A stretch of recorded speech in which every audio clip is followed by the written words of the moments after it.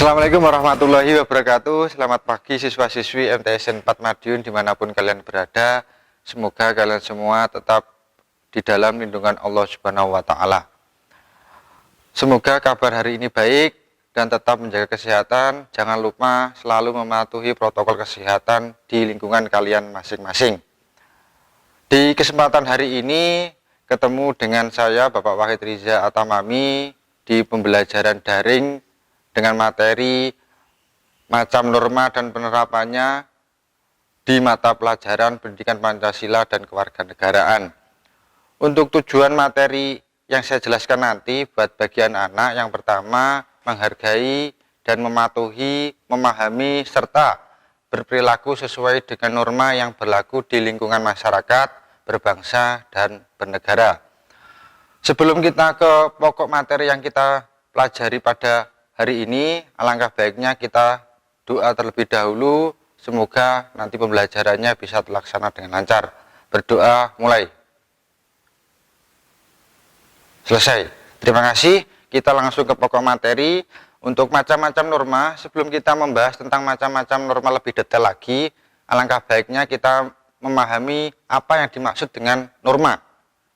Norma ialah segala bentuk aturan yang berisikan tentang suatu perintah dan larangan atau perilaku yang harus dan tidak harus dilakukan oleh setiap manusia yang sifatnya mengikat masyarakat. Jadi pada intinya norma itu sama halnya dengan aturan. Yang aturan itu ibarat kata itu setiap hari kita melaksanakan aturan-aturan, walaupun itu sifatnya tertulis ataupun sifatnya tidak tertulis, hanya hal kebiasaan dan sebagainya, itu setiap hari kita ada aturan. Mulai dari kita tidur, mulai kita mungkin bangun pagi dan sebagainya, itu semuanya ada aturan-aturan yang sifatnya mengikat bagi kita. Selanjutnya di sini tentang macam norma. Norma dibagi menjadi 4 macam yang berlaku dalam hidup di masyarakat, yaitu yang pertama norma agama, norma hukum, norma kesopanan, norma kesusilaan. Pertama kita bahas dulu yang namanya norma agama. Sebelum kita terperinci tentang norma agama, yang perlu kalian ketahui, dalam pasal 29 Undang-Undang Dasar 45, bahwasanya yang menyatakan bahwa negara berdasarkan atas ketuhanan yang Maha Esa dan negara menjamin kemerdekaan tiap-tiap penduduk untuk memeluk agamanya masing-masing dan untuk beribadat menurut agamanya dan kepercayaannya itu masing-masing. Jadi pada intinya negara kita dalam hal agama itu yang terpenting bahwa di Indonesia agama yang sah atau yang diakui oleh negara kita yaitu ada 6 agama. Yang pertama yaitu Islam, Buddha, Hindu, agama Kristen Katolik, Kristen Protestan, dan yang terakhir yaitu agama Konghucu. Dari 6 agama yang sah atau diakui oleh negara kita disebut bahwa agama-agama tersebut pasti memiliki Tuhannya masing-masing. Ya, jadi pada intinya bahwa 6 agama yang sah yang diakui oleh negara kita itu pasti intinya memiliki Tuhannya masing-masing sesuai dengan dasar negara kita yaitu ketuhanan yang Maha Esa, yang pada intinya yaitu Tuhan. Selanjutnya di sini di materi norma agama di sini, norma agama di sini pertama sumber norma agama yaitu dari Tuhan dan kitab suci. Sama halnya tadi saya jelaskan bahwa yang namanya agama di negara kita khususnya atau yang diakui negara kita ada 6 agama tersebut pasti memiliki Tuhannya masing-masing dan juga memiliki yang namanya kitab sucinya masing-masing. Karena apa? Hubungannya itu pasti ada. Tuhan untuk aturan itu tergantung di dalam kitab suci yang agama tersebut akui. Itu yang pertama. Sifatnya universal. Maksudnya universal di sini bahwa dalam norma agama itu sifatnya universal. Dimanapun tempatnya, mungkin suatu apapun agama itu pasti kita laksanakan sama, ya kan? Sama. Mungkin dari segi suku, bangsa dan agama pun dalam hal segi agama yang kita anut itu dimanapun tempatnya itu sama. Sifatnya universal, dimanapun tempatnya bisa kita laksanakan. Kalau kita melanggar yang namanya norma agama di sini, sanksinya yaitu dosa. Jadi pada hal dalam intinya yang namanya norma agama tersebut itu dari segi sumbernya Tuhan yang Maha Kuasa, ya kan? Selain Tuhan juga kitab suci, sifatnya juga di sini yang namanya norma agama yaitu universal, dimanapun tempatnya kita bisa laksanakan. Dan juga sanksi yang kalau kita melanggar norma agama itu sanksinya yaitu dosa. Yang kedua yaitu norma hukum. Ya, norma hukum di sini bersumber dari pemerintah ataupun negara. Sifatnya memaksa dan mengikat. Kalau kita melanggar norma hukum, sanksinya di sini yaitu hukuman. Jadi yang namanya norma hukum di sini sifatnya memaksa dan mengikat. Contoh, mungkin dalam aturan-aturan sebuah negara itu semuanya tertuang di dalam Undang-Undang Dasar 45 dalam hal apapun. Mungkin aturan-aturan yang sifatnya memaksa.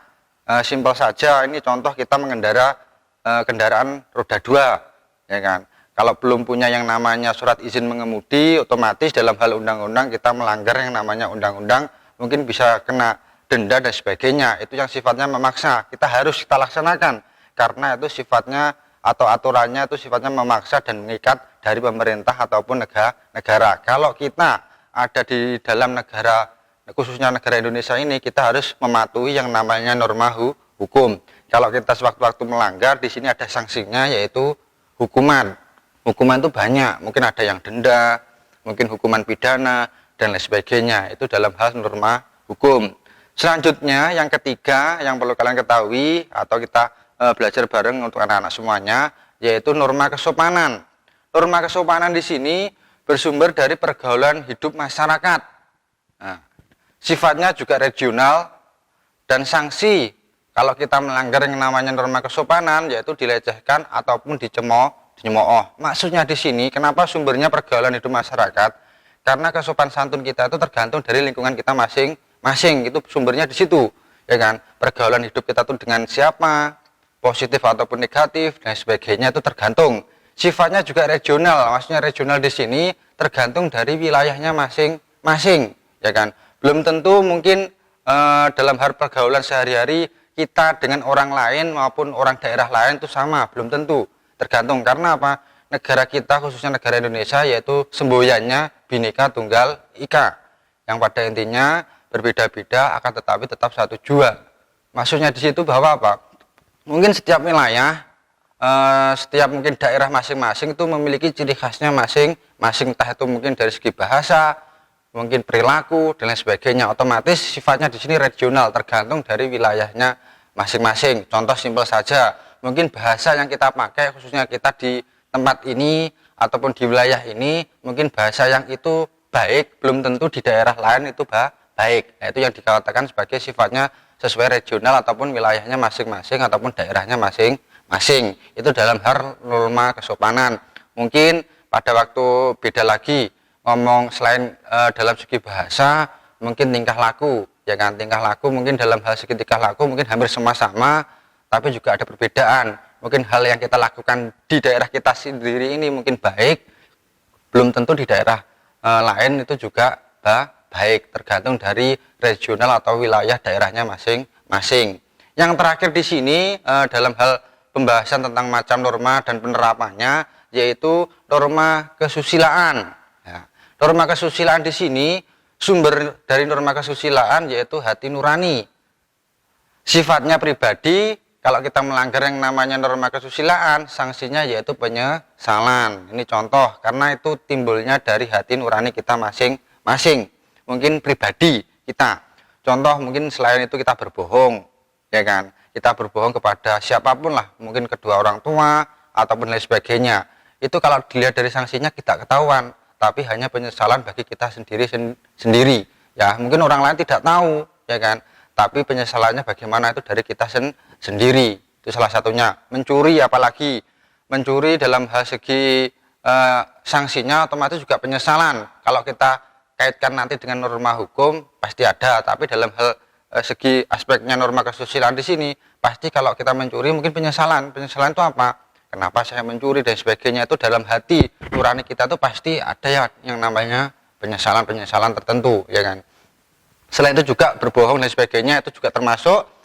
Jadi yang namanya norma kesusilaan di sini selain sumber hati nurani itu, ya kan, otomatis pribadi kita masing-masing. Bagaimana kita menjalankan yang namanya norma kesusilaan, jangan sampai kita membohongi hati nurani kita masing-masing, ya. Karena hati nurani yang paling dalam itu dalam hal segi mungkin kita melakukan atau bertindak itu sesuai dengan apa kata hati yang terdalam, entah itu mungkin positif maupun negatif. Jadi keempat norma di sini, ya yang terakhir yang barusan ini norma kesusilaan, mulai dari norma agama, ya, norma hukum, norma kesopanan, dan norma kesusilaan. Kalau dilihat dari segi sanksinya masing-masing atau sumbernya masing-masing itu berbeda. Akan tetapi yang namanya berbeda di sini bukan harus berjalan masing-masing sesuai norma, itu tidak.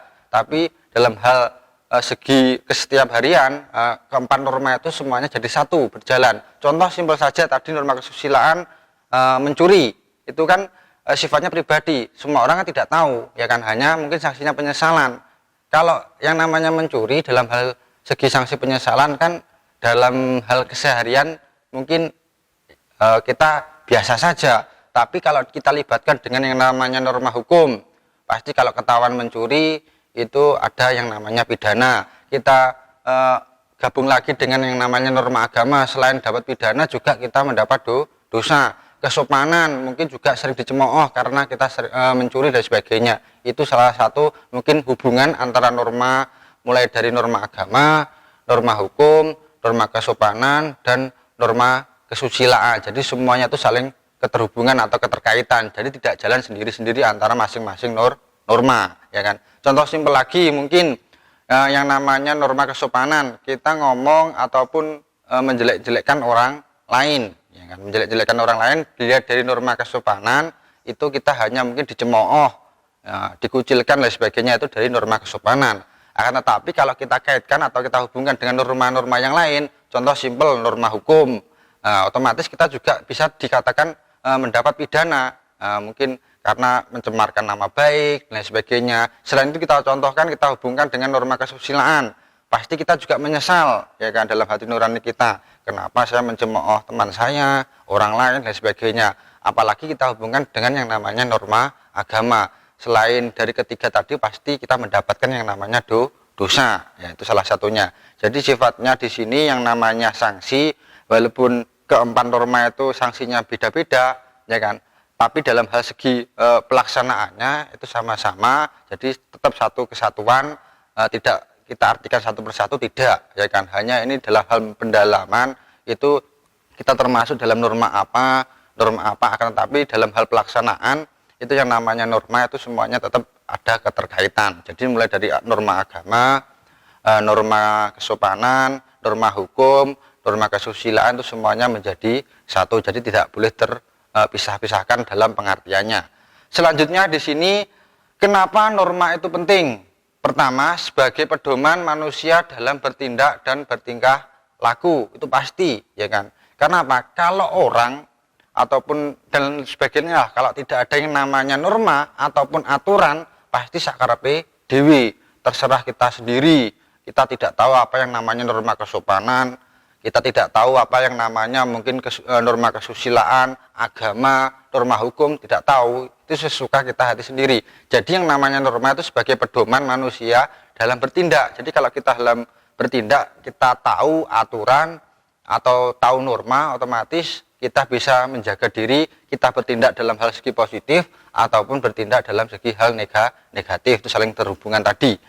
Kedua, sebagai pembatas atau membatasi pergaulan manusia dalam bermasyarakat, itu salah satunya. Jadi kita sebagai ibarat kata bukan penyekat, tapi ibarat kata sebagai mungkin pedoman juga, sebagai pembatas, membatasi, bukan membatasi kita tidak boleh berteman dengan si A, si B, tidak, tapi membatasi di sini dari segi hal yang positif, ya kan, kita tidak boleh mengikuti mungkin pergaulan-pergaulan yang notabene itu negatif, itu salah satu norma, karena kita takut.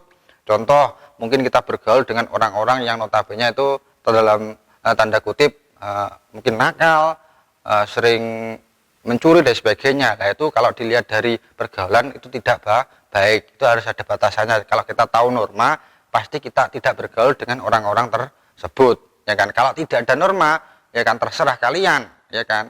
Kalian tidak tahu apa yang namanya norma agama, ya kan, sanksinya dosa tidak tahu, mungkin dikucilkan juga tidak tahu, bebas, tergantung kita masing-masing. Tapi karena adanya norma ataupun aturan, otomatis kita bisa membatasi lah bergaul dengan siapa, ya kan, itu positif maupun apa negatif, itu bisa membatasi karena kita tahu dengan apa yang namanya norma ataupun aturan. Jadi kenapa norma itu penting? Kalau dilihat dari intinya norma itu sangat penting bagi pergaulan maupun dalam hal kehidupan kita sehari-hari.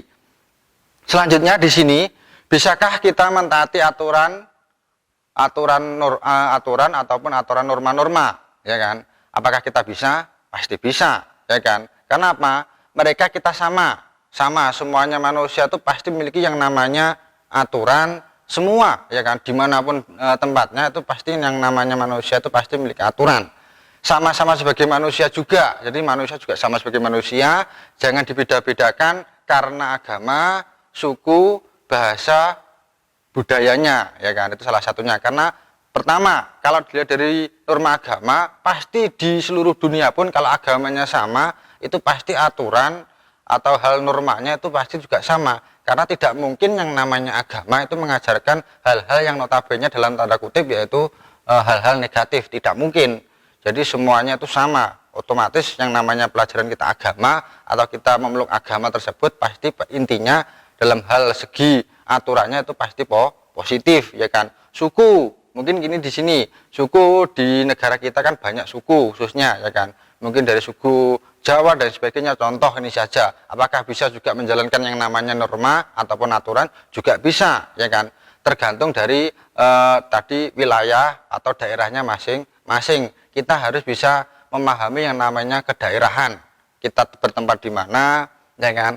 Kita mungkin bergaul di mana, kita harus bisa memahami terlebih dahulu. Wawasan kenegaraan kita harus lebih dipertinggikan lagi atau diperluas lagi. Karena apa? Kalau kita salah ataupun kita tidak bisa memahami, pasti timbul yang namanya nanti konflik. Ya, contoh simpel, kita orang Madiun lah intinya di sini. Kita bergaul dengan orang Surabaya. Dari segi bahasa di sini atau budayanya di sini, ya kan, walaupun sama-sama agama, ya kan, dalam segi hal bahasa maupun budayanya itu pasti beda, ya kan.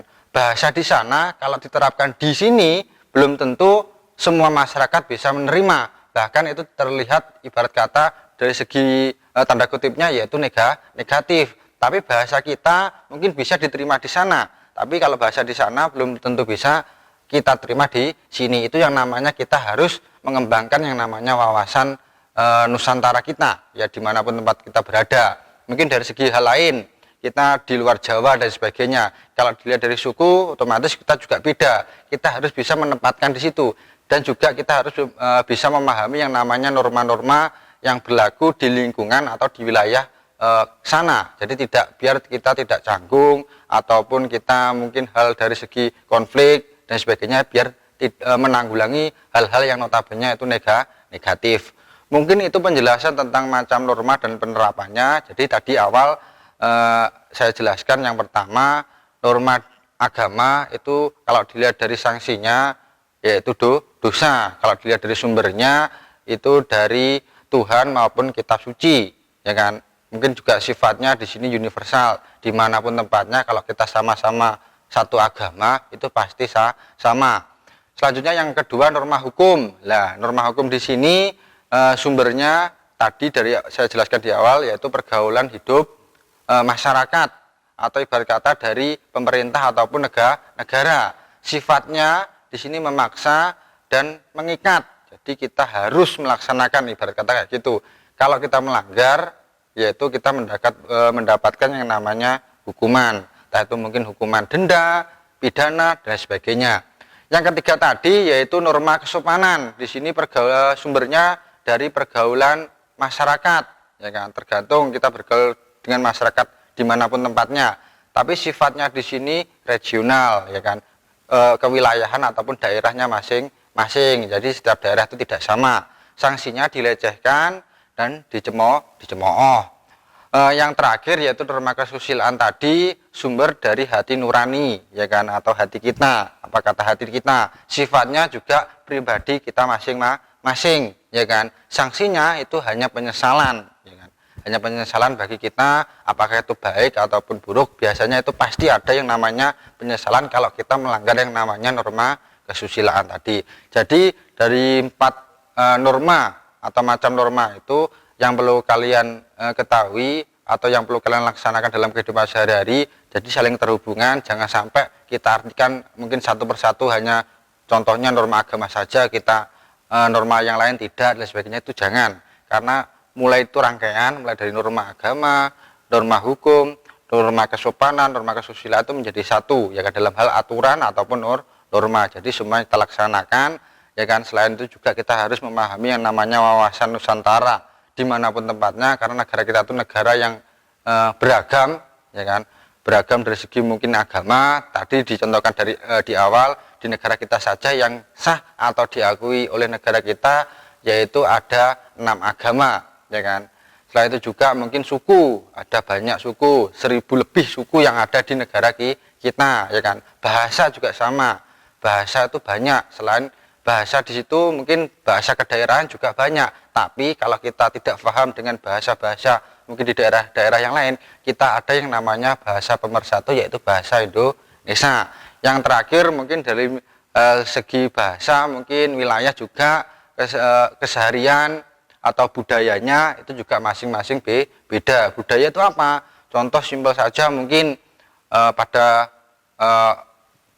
menjelang hari proklamasi kemerdekaan, yang namanya budaya setiap daerah itu masing-masing juga beda. Contoh simpel saja, mungkin ada yang tirakatan, mungkin ada yang notabene mungkin memperingati dari segi hal-hal yang lain dan sebagainya. Itu tidak masalah, tergantung dari budayanya masing-masing, karena setiap daerah itu pasti memiliki budayanya masing-masing. Jangan sampai kita menilai yang ibarat kata itu daerah itu kok melaksanakan itu dikatakan itu jelek dan sebagainya. Jangan, karena setiap daerah itu pasti memiliki ciri khasnya. Belum tentu kita laksanakan itu juga baik menurut daerah itu tersebut, itu salah satunya. Jadi kita tidak boleh menjustis bahwa si daerah itu mungkin dari hal segi kesehariannya itu jelek dan sebagainya. Jangan, karena setiap daerah itu masing-masing memiliki mungkin dari segi kebudayaannya, kesehariannya, selain itu juga bahasa, cara ngomongnya itu juga masing-masing beda. Itu yang perlu kalian pahami untuk anak-anak semuanya pada mungkin mata pelajaran atau belajar bareng ini dalam materi pendidikan Pancasila dan kewarganegaraan,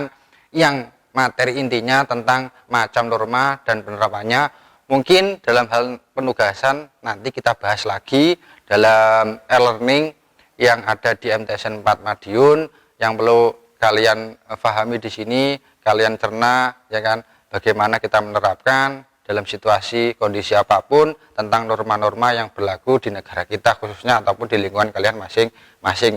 Mungkin cukup sampai sini, ada kurang lebihnya mohon maaf. Jangan lupa tetap belajar, ya kan, walaupun kita tidak sering bertatap muka dan sebagainya, tidak mengurangi semangat kita untuk belajar.